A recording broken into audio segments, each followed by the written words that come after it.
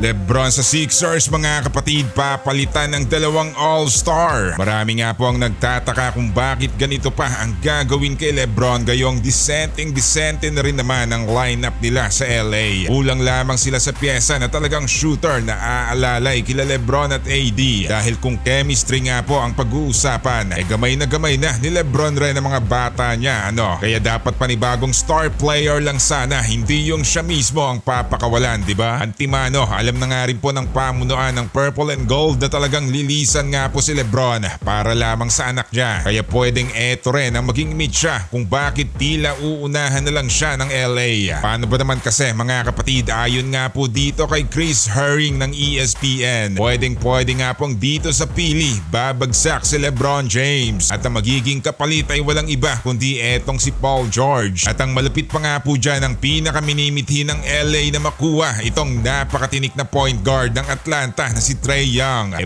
Pwede nilang magawa. Kaso nga lamang rin mapapakawalan nila itong si Austin Reeves, kasama din dyan sa trade si Rui Hachimura at either kina Gabe Vincent at Jared Vanderbilt at isang draft picks. So ang magiging resulta niyan mga kapatid trio to nila AD, Paul George at Trae Young sa LA. Parang uunahan na nga yata nila talaga si Lebron ito pag nagkataon, dahil matagal na nga ding alam ng kupunan ng Purple and Gold na kahit ano pang mangyari susundan nga daw ni Lolo Bron si Bronny. First time in history yan sa NBA na magkasamang maglaro ang mag-ama sa iisang kupunan Pinaka-aasam nga po yan ni Lolo, kaya bago man lang nga daw matapos ang karera niya gusto niyang eto ang mangyari. Ibang klase rin talaga kung mag-isip si King James mga kapatid Most realistic nga rin pong makuha ng LA si Trae Young, hindi lang nang dahil gustong-gusto ng pamunuan ng Lakers ang laruan ni Young, kundi Clutch Sports din ang may hawak dito, kapareha ng agent nila Lebron at AD. Kaya madaling-madali lang nilang masulot din si Young sa Atlanta, lalo pat medyo asiwa na nga din po si Young sa kupunan nila, at nagpapahiwatig na nga rin po ang Atlanta na pwedeng ma-trade nila si Young dahil meron na silang matinik din na point guard na si DeJounte Murray. Samantala na po Warriors, sinulot agad si Bronny. Kawawa naman si Lolo nito. Tila muli na naman nga pong tinalo nila Curry si Lebron pagdating sa pagkuha dito kay Bronny James. Dito nga po malalaman ng lahat kung totoo nga ba ang pinagsisigawan ni Lebron dati pa na kung sinong makakakuha sa anak niya pupunta din siya sa kupunan na to. Mortal na magkaribal nga po sa loob ng court sila Curry at Lebron, at marami ring tutol